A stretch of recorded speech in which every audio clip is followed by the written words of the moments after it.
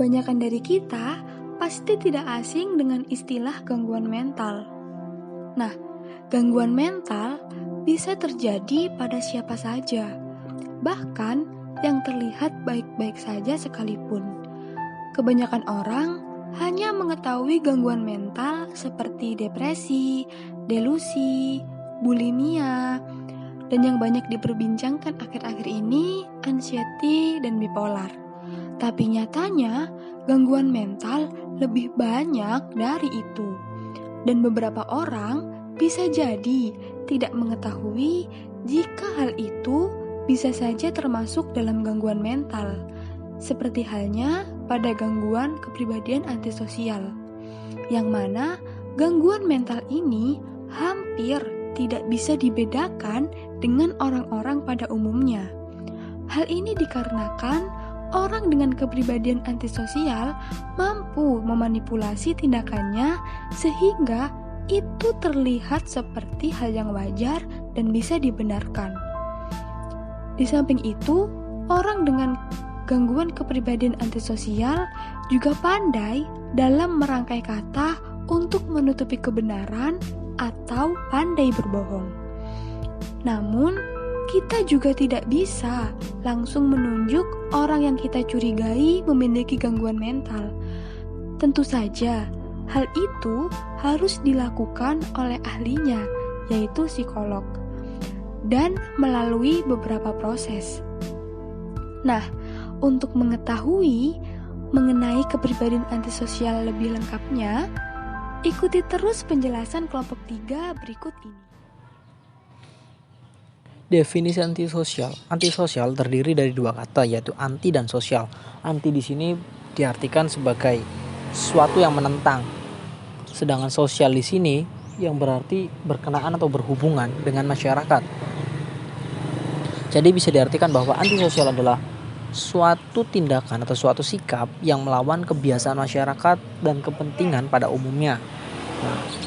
Menurut David dan kawan-kawan pada 2005 mengatakan, gangguan perilaku antisosial adalah sebuah gangguan perilaku yang ditandai dengan perilaku yang tidak bertanggung jawab serta kurangnya penyesalan untuk kesalahan yang mereka buat. Jadi antisosial di sini dia bodoh amat terhadap perilakunya dan dia pun nggak merasa salah apa yang telah dia perbuat, padahal itu melanggar norma atau aturan yang ditetapkan pada masyarakat sekitarnya atau lingkungan tersebut.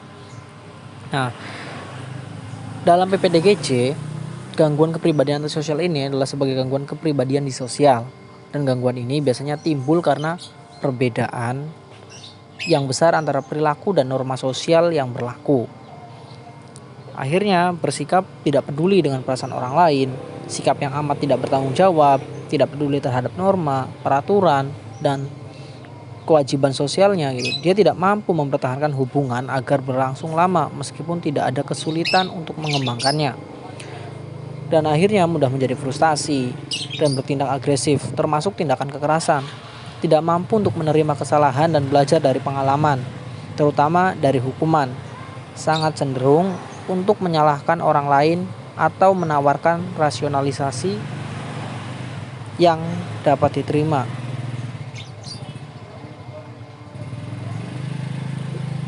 Perilaku yang telah membawa pasien dalam konflik sosial. Nah, gangguan kepribadian antisosial atau APD adalah diagnosis yang ditetapkan pada orang-orang secara rutin kurang atau tidak memedulikan hak-hak keselamatan atau perasaan orang lain. Pola perilaku ini terlihat pada anak-anak atau remaja dan dapat terus bertumbuh menjadi orang dewasa. Orang-orang mengenalnya dengan sebutan psikopat. Orang yang diagnosis sebagai orang yang mengalami APD adalah orang yang tidak memiliki kematangan emosi, kurang mempunyai pertimbangan dan rasa tanggung jawab, tidak mampu menilai akibat-akibat dari tingkah lakunya sendiri. Individu antisosial selalu berselisih atau bertentangan dengan masyarakat dan selalu berada dalam kesulitan. Ia tidak mampu memelihara kesetiaan terhadap seseorang atau kelompok. Di sini saya akan menjelaskan tentang deskripsi gangguan kepribadian antisosial. Nah, pria dan wanita yang didiagnosis mengidap gangguan kepribadian ini lebih cenderung kurang berempati terhadap sesama dan menutupi ketidakpedulian batinnya terhadap perasaan orang lain. Nah, beberapa penelitian menunjukkan bahwa penderita APD hanya dapat meniru emosi yang berkaitan dengan hubungan kasih yang terjalin erat dan persahabatan yang secara alami dirasakan kebanyakan orang. Beberapa pakar hukum dan pakar kesehatan mental tidak berpikir bahwa APD harus digolongkan sebagai kelainan mental karena klarifikasi itu tampaknya membenarkan perilaku yang tidak etis, ilegal, atau amoral. Nah, di sini ada 5 variasi gangguan kepribadian antisosial yang merupakan gagasan warisan langsung dari teori revolusi. Nah, yang pertama itu ada antisosial pencemburu atau iri yang ditandai dengan selalu menyangkal, tamak, merasa kekurangan, loba, serakah, dengki, iri, mencari ganti rugi, cemburu, dan selalu ingin mendapat daripada memberi.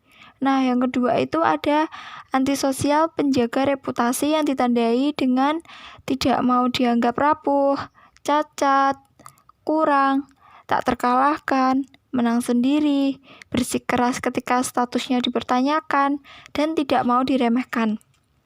Nah, yang ketiga itu ada antisosial pengambil resiko yang ditandai tidak takut apapun, suka berpetualang, berani, impulsif, sembrono, membabi buta, dan tidak peduli akan bahaya atau resiko. Nah, yang keempat itu ada antisosial nomadis, ditandai bernasib buruk, gelandangan atau tunawisma, dianggap tidak penting, tidak diinginkan, dan impulsif namun tidak berdaya. Nah, yang kelima dan yang terakhir ini ada antisosial pendengki, ditandai suka bertarung, kejam, penuh dendam, brutal, mengantisipasi pengkhianatan dan hukuman. Lalu ada sangat jahat, temperamen kasar, dan tidak berperasaan serta tidak merasa takut dan bersalah. American Psychiatric Association menjelaskan bahwa psikopat merupakan istilah lain dari gangguan kepribadian antisosial, yaitu gangguan kepribadian yang biasanya secara terus-menerus melakukan perilaku antisosial, tidak menghiraukan dan melanggar hak orang lain. Namun, psikopat dengan APD ini berbeda menurut DSM-4.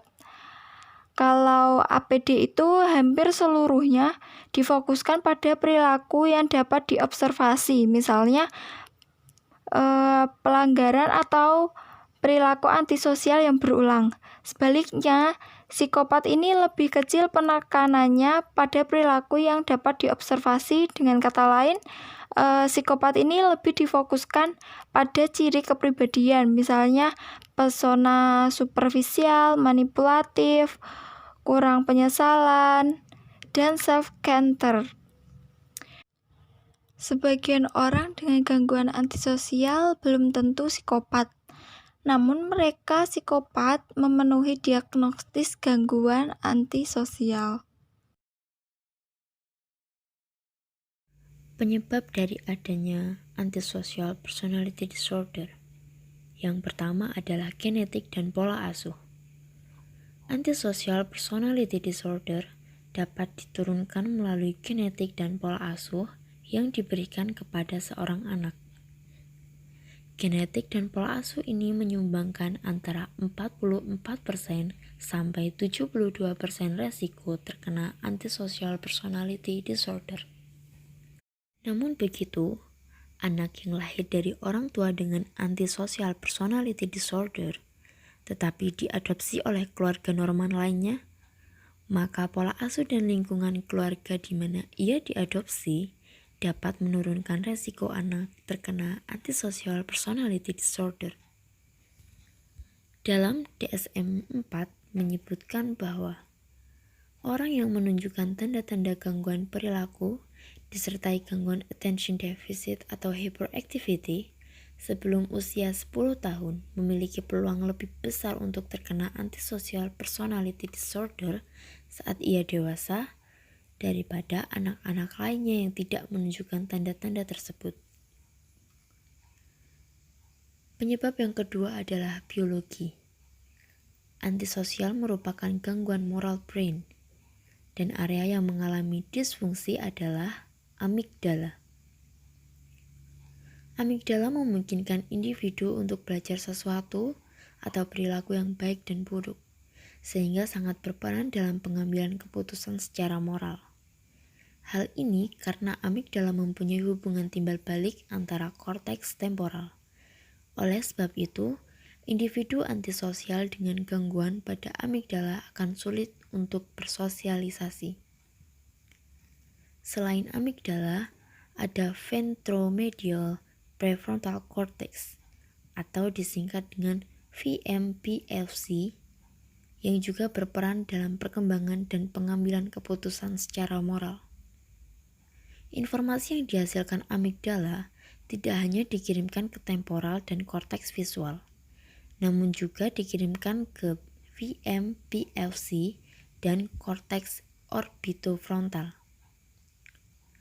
Hipoaktivitas dari amigdala dan korteks orbitofrontal seperti juga disfungsi VMPFC menunjukkan kepribadian yang keras kepala dan tidak berperasaan.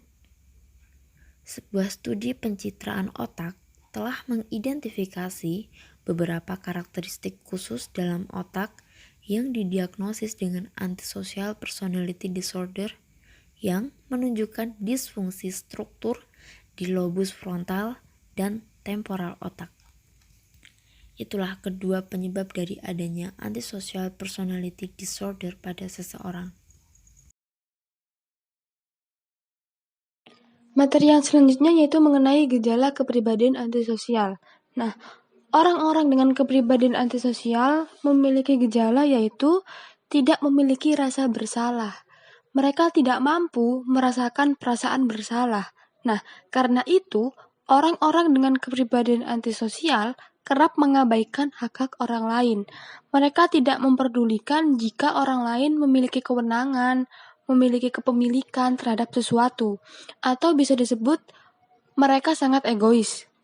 Nah, kemudian karena mereka tidak memiliki rasa bersalah atau tidak mampu merasakan rasa bersalah, mereka juga tidak bisa untuk menghargai adanya norma atau hukum. Mereka selalu gagal untuk mentaati peraturan. Akibatnya, mereka kerap melanggar hukum yang berlaku. Kemudian mereka juga cenderung agresif dan mudah tersinggung atau memiliki emosi yang tidak stabil. Sehingga mereka cenderung langsung bertindak tanpa berpikir akibatnya. Karena hal tersebut, mereka sering terlibat perkelahian. Kemudian yang selanjutnya yaitu sering berbohong atau memanipulasi sesuatu untuk kepentingannya sendiri.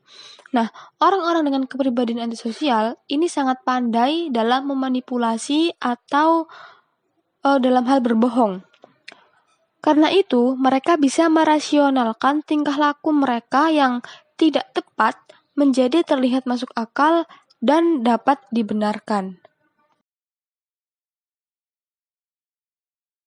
Selanjutnya yaitu demografi. Nah, dari survei yang telah dilakukan di seluruh dunia, didapati jika jumlah keseluruhan gangguan kepribadian antisosial banyak ditemukan atau banyak terjadi pada laki-laki, yaitu sekitar 47%, dan pada perempuan 21%. Nah, presentasenya mungkin akan lebih tinggi di kalangan narapidana, karena kembali lagi pada gejala yang disebutkan jika orang-orang dengan kepribadian antisosial tidak memiliki rasa bersalah, tidak mampu merasakan perasaan bersalah. Mereka juga cenderung tidak bisa menyesuaikan dengan norma atau hukum. Akibatnya, mereka kerap melanggar hukum yang berlaku. Karena itu, mereka mungkin akan lebih sering untuk keluar masuk dari penjara. Bahkan menurut perkiraan 3/4 dari populasi yang ada di penjara mungkin bisa jadi akan memenuhi kriteria diagnosis kepribadian antisosial. Diagnosis diagnosis gangguan kepribadian antisosial adalah biasanya berdasarkan pada kombinasi dari ketelitian mediasi medis serta riwayat psikiatri dan wawancara dengan sabar. Orang yang menderita kepribadian antisosial, dia mungkin menggunakan di diagnosis menggunakan kuesioner diagnosis untuk APD seperti HER, daftar periksa psikopati revisi, atau pelaporan diri intervensi kepribadian psikopat. Jika pasien riwayat menunjukkan diagnosis seorang berusia 18 tahun atau lebih tua dengan riwayat masa kecil yang mengabaikan hak orang lain, dapat didiagnosis menderita APD jika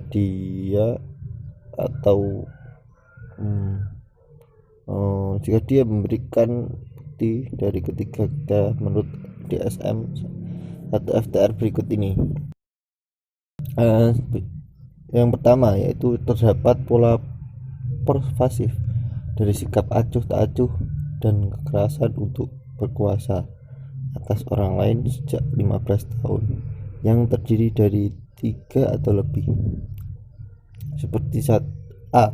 Gagal untuk menyelesaikan diri dengan norma sosial dan hormat pada tindakan berdasarkan hukum, ditandai dengan berkali-kali melakukan tindakan yang merupakan alasan ia ditahan seperti ini. Selanjutnya itu ketidakjujuran, ditandai bohong berulang-ulang, menggunakan nama lain atau menipu.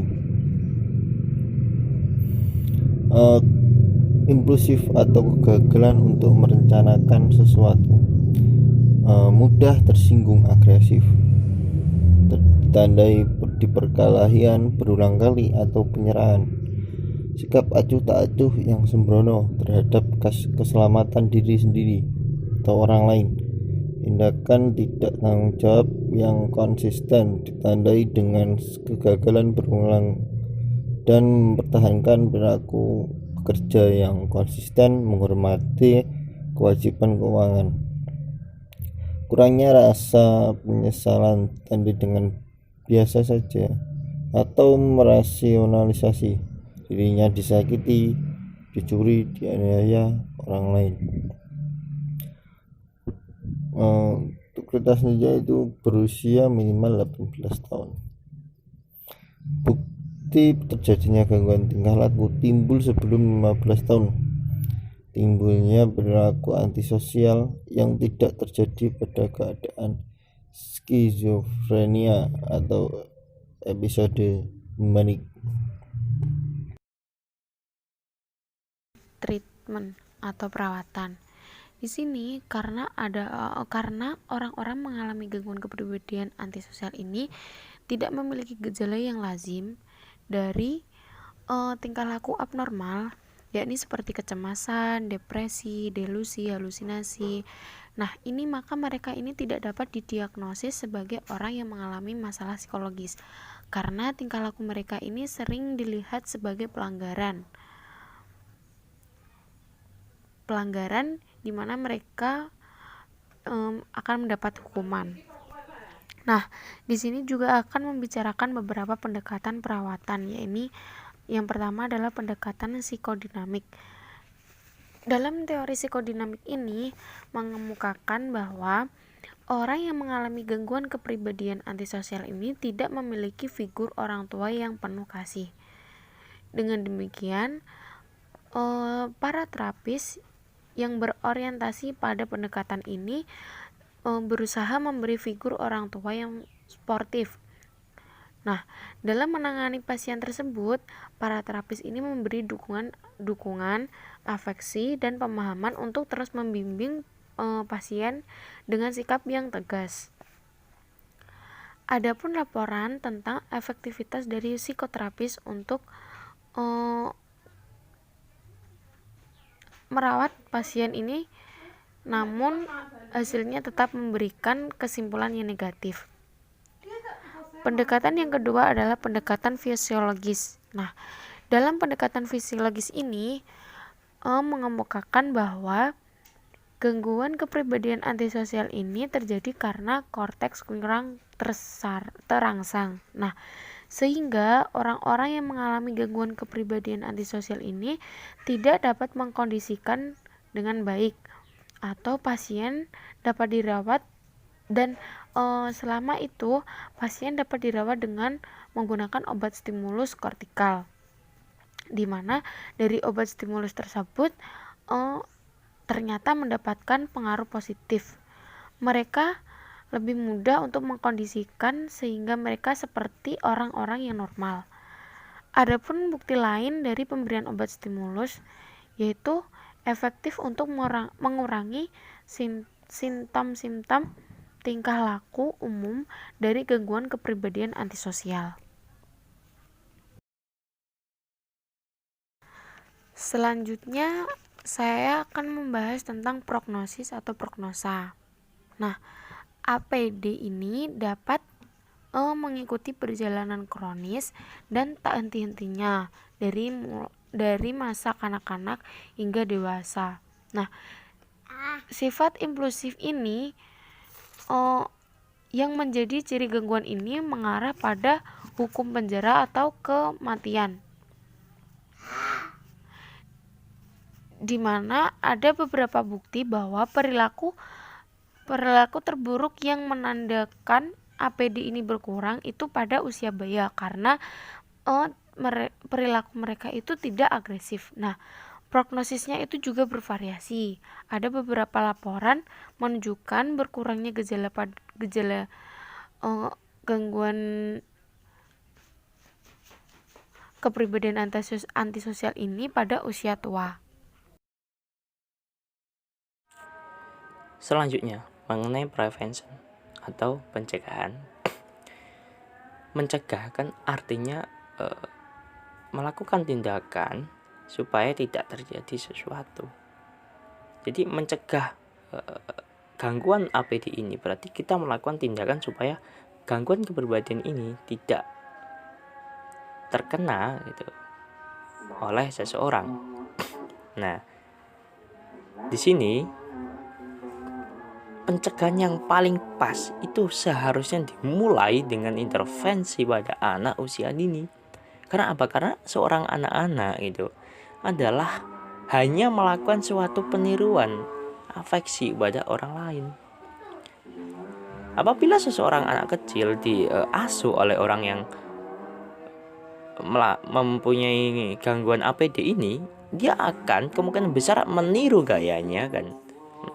Sehingga dia besarnya akan menjadi seorang yang terkena gangguan APD juga. Maka semakin dewasa, semakin remaja, semakin dewasa, gangguan ini akan semakin memberat, membesar gitu. Akan sulit untuk disembuhkan. Bahkan dalam prognosanya, gangguan ini nggak bisa disembuhkan kecuali oleh waktu gitu. Di atas usia 50 sampai seterusnya. Ya kemungkinan mungkin pikirannya mulai rasional atau mungkin bijak. Maka dari itu pencegahan yang paling pas adalah saat anak usia dini, saat dia hanya mempunyai pikiran untuk meniru saja. Jadi walaupun seorang anak kecil itu keturunan dari orang yang terkena gangguan APD, maka kalaupun dia diasuh, diberikan pengasuhan yang tepat oleh orang yang normal, kemungkinan besar juga dia tidak akan terkena gangguan seperti orang tuanya. Berbeda lagi dengan orang yang anak normal diasuh oleh orang yang terkena gangguan ini, kemungkinan juga dia akan menjadi seperti orang yang diasuhnya karena dia meniru perilakunya, meniru ucapannya dan lain sebagainya, sehingga perilaku yang ditunjukkan anak-anak itu akan terbawa hingga remaja dan mungkin semakin lama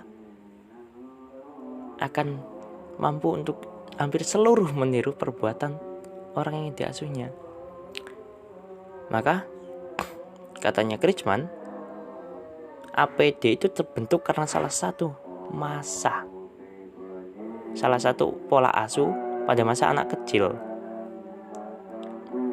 Maka gangguan APD ini dapat dicegah sedini mungkin dengan memberikan asuhan yang tepat, sehingga meminimalkan resiko individu kekurangan afeksi pada masa kecilnya.